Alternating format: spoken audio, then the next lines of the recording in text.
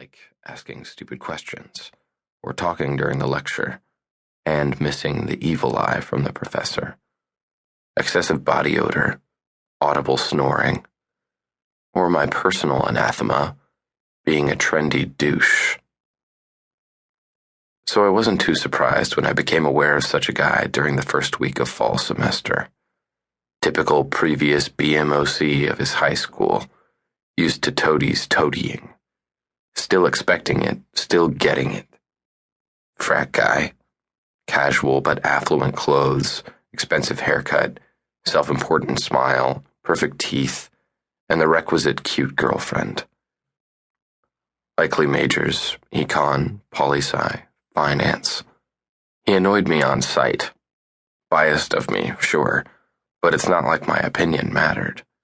He paid attention in class and asked competent questions, so he was unlikely to need tutoring, though that didn't preclude him from showing up to the study sessions I administered for Dr. Heller 3 times a week.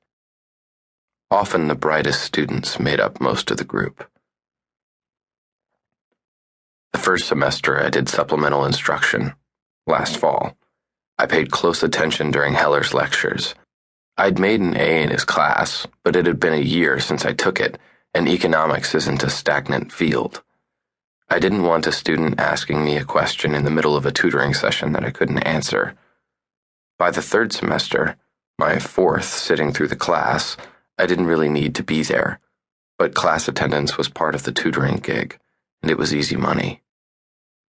So there I sat, bored off my ass on the back row, working on assignments from my senior-level courses, sketching out design project ideas, keeping an ear on where the lecture was going so I could stay on topic during my sessions, and resolutely ignoring my pointless dislike of the conceited sophomore sitting in the center of the class with his accessory of a girlfriend.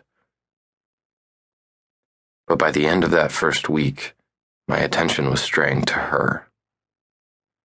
Since childhood, drawing has been a comforting diversion, and sometimes an escape.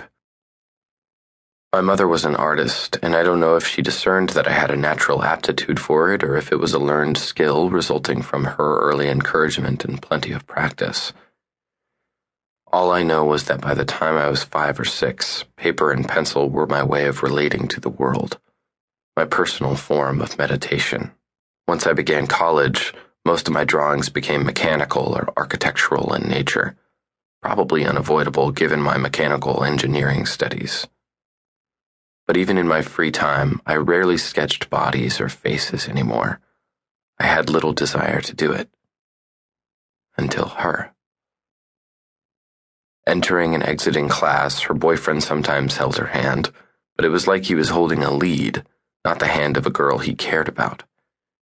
Before class, he talked football, politics, music, and frat particulars like Rush or upcoming parties, with other guys like him and guys who wanted to be like him. Nearby girls bestowed sidelong glances he pretended to ignore. Somehow, while he was preoccupied with everything and everyone around him except her, I suddenly couldn't see anything else. She was beautiful, sure, but in a university with 30,000 undergrads, that was hardly riveting. If not for my initial annoyance with her boyfriend, I might never have noticed her at all. Once I realized how often my gaze drifted over her, I consciously fought the inclination, but it was no use. There was nothing in the room as interesting as this girl. What fascinated me first and foremost were her hands, specifically her fingers. In class, she sat next to him, wearing a loose smile, sometimes quietly conversing with him or others nearby. She didn't look unhappy, but her eyes were almost vacant at times, like her mind was elsewhere. During those moments, though, her hands, her fingers, were performing. At first I thought she had a nervous habit, like Heller's daughter, Carly, who'd never stopped moving since the day she was born. Carly was forever tapping a fingernail or a foot, jiggling a knee, talking. The only thing I've seen calm her was petting Francis, my cat. This girl wasn't tapping her fingers restlessly, though. Her movements were methodical, synchronous.